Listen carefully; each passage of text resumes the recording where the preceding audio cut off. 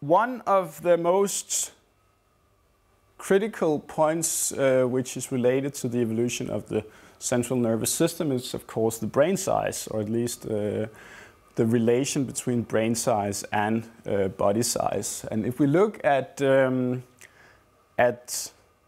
the fossil evidence, so if you look at the brain size that you can derive from the skulls of these people, of these fossils that you find, it's been estimated that some of these Ardipithecus ramidus, which appeared somewhere around 4 or 5 million years ago, had a brain size of around 300 to 350 cubic centimeters.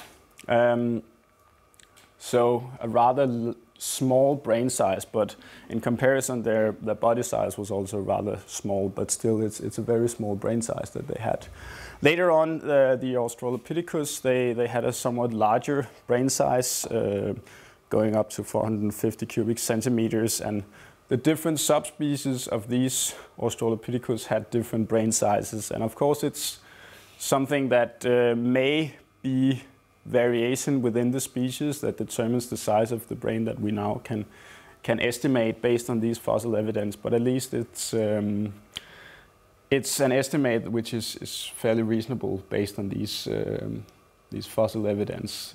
And of course, the different subspecies within the Australopithecus may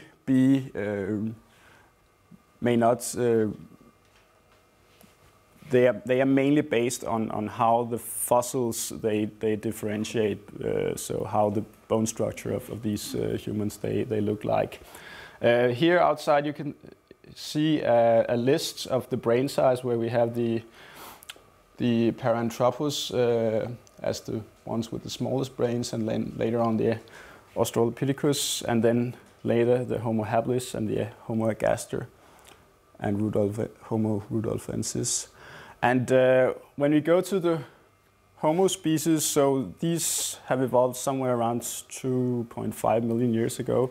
The first ones of these, we are up to brain sizes which is approximately half the size of what you find in modern humans. So these are around 1,500 cubic centimeters.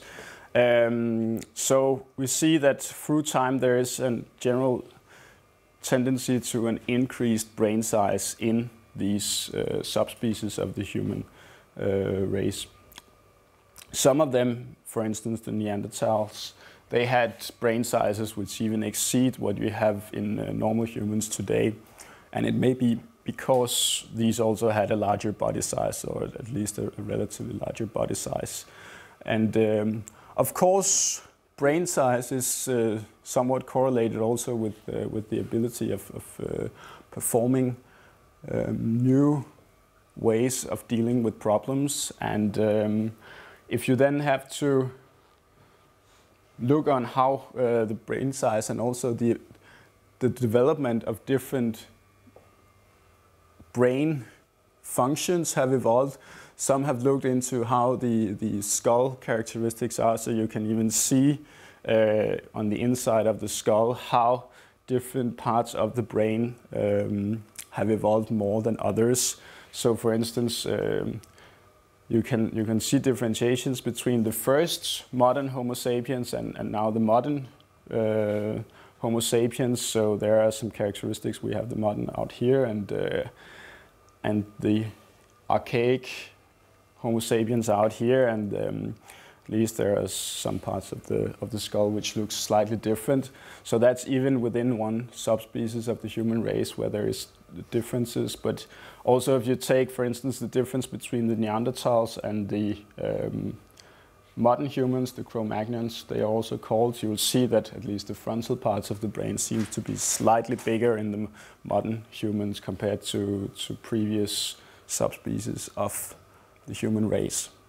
So this is one way that you can look at the evolution of the human nervous system, to look at brain size and look at body size and compare those two measures, so you thereby have a ratio between body size and brain size. And humans, they have a very large ratio of brain to body size compared to other species. So it's not the largest brain among all the mammals, but it's at least one of the largest brains when you compare it with body size. So whales, they have maybe 6-7 kilos of brain, but they are also much heavier.